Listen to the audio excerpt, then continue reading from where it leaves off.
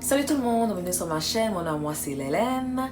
Et donc si vous êtes là aujourd'hui, c'est probablement que vous avez vu le titre de la vidéo et que vous voulez savoir comment être sûr d'hydrater vos cheveux au maximum lorsque vous les lavez. Et je sais pas si vous vous rappelez en fait la première vidéo que j'ai fait mention du lavage de cheveux dans notre routine capillaire. Et ce que je disais tout simplement, c'est que le lavage permet de retirer en fait tous les résidus qu'on a accumulés au cours de la semaine.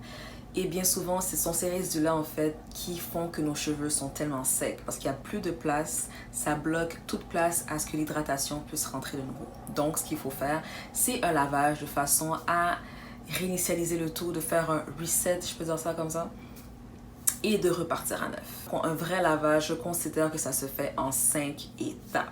Je vais vous expliquer en détail comment faire. Donc, asseyez-vous bien, comme il faut. N'oubliez pas aussi de liker la vidéo, de partager et de vous abonner, n'est-il pas? Et oui, je tiens aussi à préciser que j'aimerais vraiment dire que je n'ai pas beaucoup parlé aujourd'hui, mais ce sera un mensonge. Je vais parler. Donc, asseyez-vous bien, ok? Prenez de l'eau, du thé, du café, quoique... Enfin, peu importe ce dont vous aurez besoin pour vous sentir à l'aise et confortable. Ouais, et on va commencer à parler des premières étapes. Tout d'abord, on commence par faire un pre-poo. Alors, le mot ici, pre-poo, ça signifie ce qui précède un shampoing. C'est en fait une sorte de masse capillaire qui vient protéger nos cheveux avec une couche d'hydratation ou d'huile avant d'appliquer notre shampoing. Il faut se rappeler que les cheveux bouclés ou crépus ont tendance à être beaucoup plus secs que d'autres types de cheveux. Donc, quand on vient mettre un shampoing, bien, on enlève les débris, certes, mais on enlève aussi l'huile naturelle de nos cheveux. Donc, ce qui vient les rendre encore plus secs. Alors, c'est vraiment l'importance ici de venir faire un pre-poo avant le lavage. Puis, en même temps, j'en profite, comme vous le voyez, de commencer par défaire mes twists, une à la fois, avec mes doigts, puis de les démêler.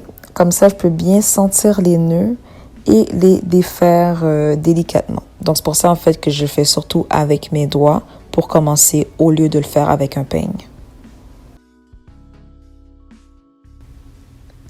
Une fois les cheveux démêlés avec mes doigts, c'est là que je vais prendre mon peigne et diviser mes cheveux en 4 sections.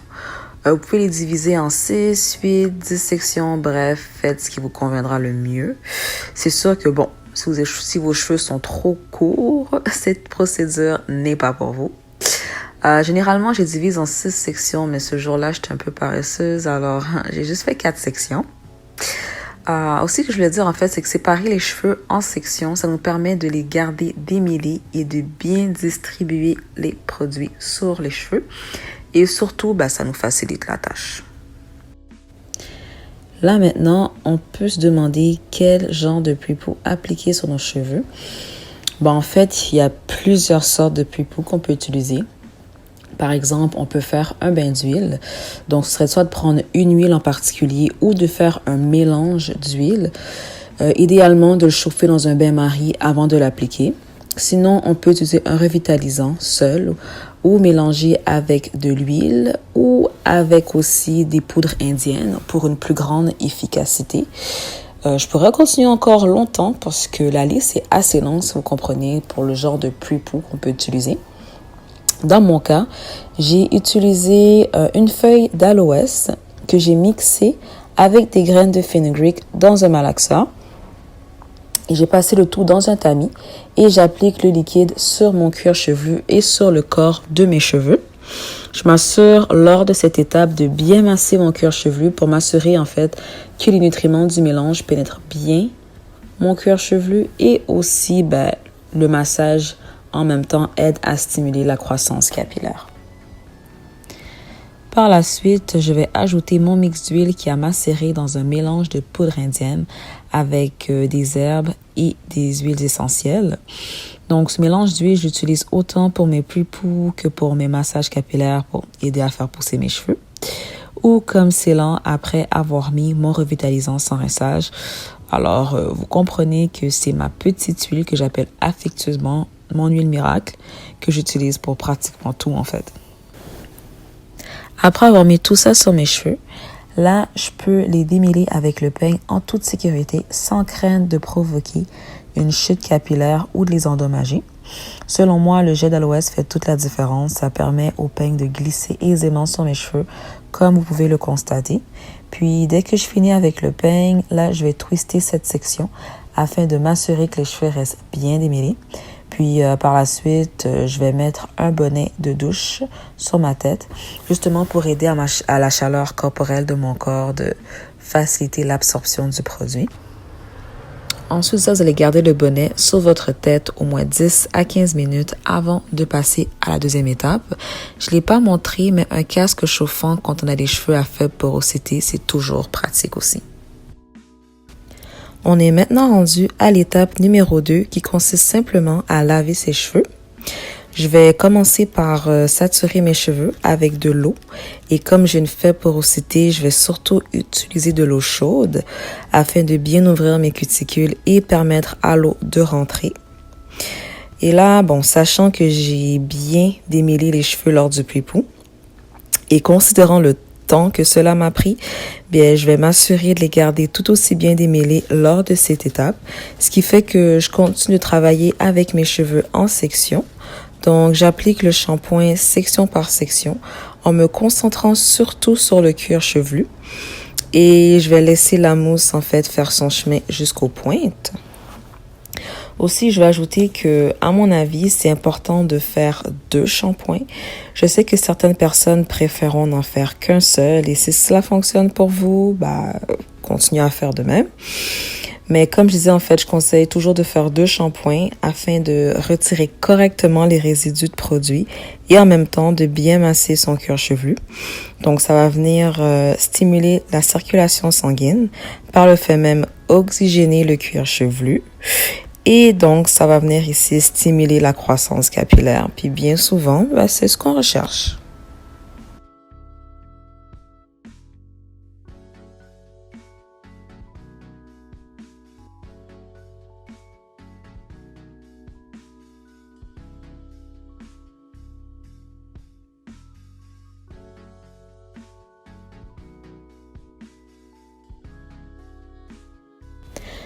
Là, je vais venir appliquer le shampoing une deuxième fois. Et cette fois-ci, je préfère utiliser une brosse à shampoing. En fait, la brosse me permet de bien frotter mon cuir chevelu, retirer les débris accumulés et stimuler la circulation sanguine. En fait, tout ce que je disais précédemment, rien de nouveau. Vous pouvez toujours faire le tout avec vos doigts. L'usage de la brosse est optionnel, évidemment. Mais bon, avec un petit gadget, c'est toujours plus intéressant et ça fait du bien. Donc, une fois terminé avec cette section, je vais retwister mes cheveux et répéter les mêmes étapes sur toute ma tête et rincer une fois terminé, bien sûr.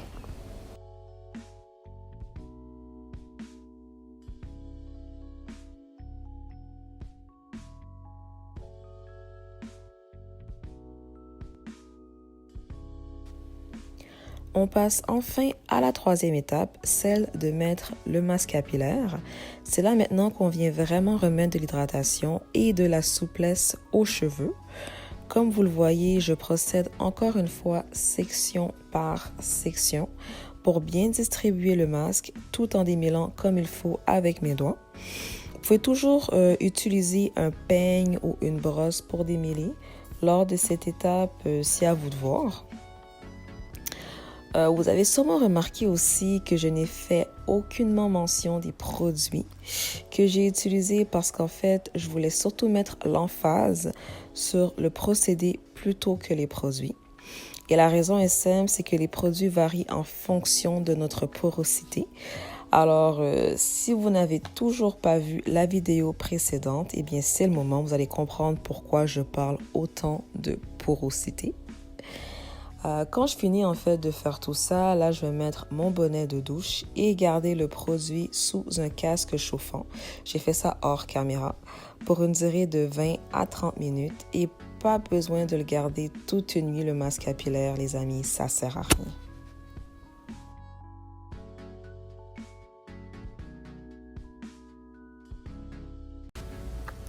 La quatrième étape, elle, consiste à venir appliquer nos produits coiffants.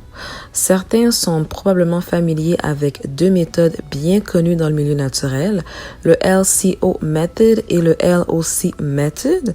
Ce sont des termes en anglais dont le L représente la phase liquide de notre hydratation, le C représente la lotion ou crème capillaire, et le O, c'est pour la phase huileuse qui vient aider à sceller notre hydratation. Dans mon cas, je préfère utiliser le LCO Method, ce qui fait que vous me voyez mettre mon revitalisant sans rinçage qui me sert de liquide et ensuite une crème. Bon, je dis vous me voyez, mais j'ai pas montré les produits, mais vous pouvez déduire que c'est ce que j'ai utilisé. Vous voyez en fait que je masse le produit sur mes cheveux afin de créer une friction, donc de la chaleur avec mes mains. En fait, ça va faciliter l'absorption de la lotion et de la crème à travers mes cuticules. C'est un petit truc que je donne à ceux qui ont une faible porosité, tout comme moi. Et quand je termine, je vais juste retwister la section avant de passer à la dernière étape.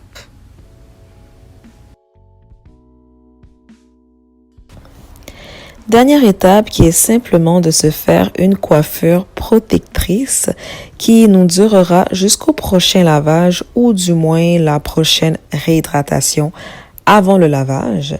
Là, vous pouvez constater que je suis loin d'être la plus créative lorsqu'il s'agit de mes coiffures protectrices. Je fais simplement de grosses twists parce que c'est facile à entretenir. Là, au début, j'ai montré vite fait ce que j'avais en main. C'est mon mélange de beurre de karité qui me sert de phase huileuse, en fait, qui va aider à sceller mon hydratation. Si vous n'aimez pas le beurre de karité, une huile de votre choix aussi peut faire le travail. Je vais juste terminer cette étape-ci, en fait, en disant que si jamais vous êtes beaucoup plus créative que moi pour vos coiffures protectrices, allez-y. Assurez-vous simplement d'utiliser quelque chose qui n'endommagera pas vos cheveux. Voilà, donc vous venez tout simplement de voir en fait les 5 étapes que je fais dans mes cheveux pour être sûr que j'ai le maximum d'hydratation possible. Et en même temps, je me dis, si vous avez pu suivre jusqu'à maintenant, aussi bien likez la vidéo, vous abonnez, vous n'êtes pas encore abonné, la partager et surtout activer la cloche de notification si ce n'est pas toujours fait.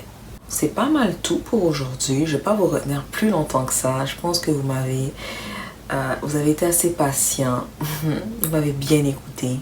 Si jamais il y a d'autres vidéos, fait que vous voulez que je fasse des questions pour moi, laissez-le moi savoir.